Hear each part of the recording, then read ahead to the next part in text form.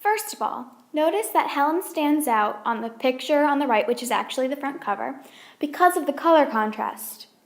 She looks happier in this picture, and that is why she stands out with color. On the right, you notice that the end papers give a little insight into Helen's life. The inner hinge is completely ignored.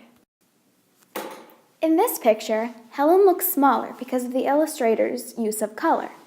She is sad at this point in the book, and the illustrator uses the colors to show this. You will notice that all of the pictures are drawn as if we were standing in front or next to Annie and Helen at these moments.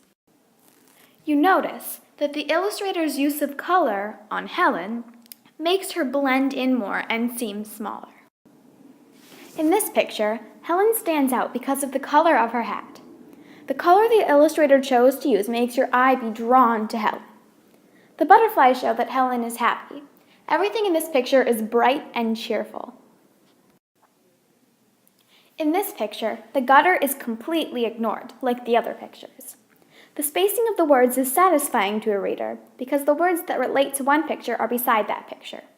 Notice that the cross-hatching watercolor shows texture. In this picture, Helen seems bigger than at the beginning of the book. The illustrator does this to show the difference from unhappy Helen to happy Helen. The cross-hatching watercolor is used in this picture too, and is consistent through the book. The pictures seem to get lighter as the book progresses, and Helen gets happier. Towards the end of the book, light seems to shine on more things. In this picture, there is an element of movement that goes from left to right. As you can tell throughout the book, as Helen gets happier, the pictures get lighter.